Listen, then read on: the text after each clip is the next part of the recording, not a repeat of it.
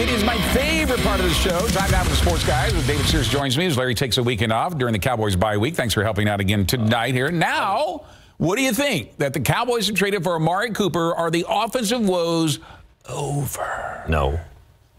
Just beginning. Not at all. No, I mean, it's an improvement. He can stretch the defense. He can get downfield. He can make some catches. He's no Des Bryant, but he can definitely help the offense.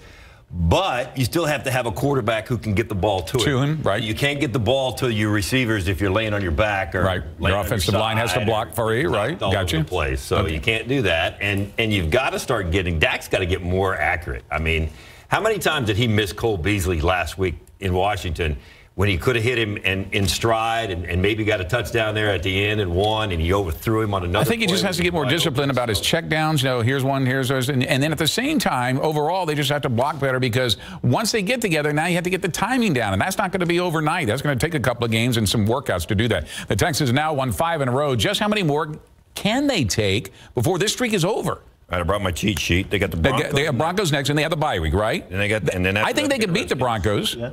I think they could beat the Broncos. Then they got the Redskins. That'll be a tough one, but the NFC East is not what it used to be. True. Okay. Those are on the road. That's true. So if they get through those, and they've got the Titans, the Browns, and the Colts all at home. So they got 3 in a row at home. Those are all winnable.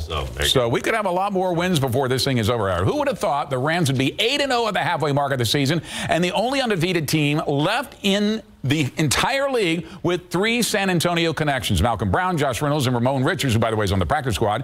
What has been their secret to their success? The fans don't know it. It's L.A., so they're not all showing up, but...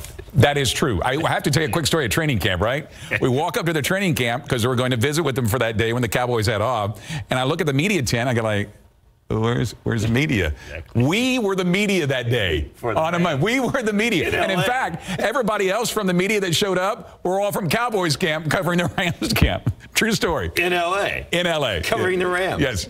So maybe the fans will figure this all out and they'll go out there and start supporting this team. Their defense is very solid. Right. And they've got Gurley on offense, right, who's having a great season. Right. He can run it and he can catch it out of the backfield, so that's helping. Quarterback play is solid. I mean, they're all around solid. And they're a young, fun team at the same time, and they got a young, fun coach. Things are working in their favor. It's a team you're going to want to cheer for if you're out there. Now, what did the Spurs have? Why did the Spurs, I should say, have the Lakers and LeBron's number early in this season? I don't know. I'm sure glad they do, though. Isn't that amazing? 2 in less than a week, and a completely different team. Yeah. Completely different, and well, of course, the Lakers are completely different with LeBron on there too. But wow, I mean, that was 2 impressive wins. Rudy Gay said last night, though, they can't be that team that gets in that habit of beating those big-time teams and then losing to the Mavericks. Right. So they have to make sure that they get this thing going, and the defense looked very good in the second half last night. Well, especially in the fourth quarter where they held them to just 18 points. That is a dramatic turnaround, and that's something that's going to have to keep showing up more and more. They have to beat the elite teams. All right. Wait. What do you think of DeMar? Is this guy? It's amazing. Isn't he fun to watch? It's fun to watch, and it looks like he's having fun. He looks like he likes being here now, which he does.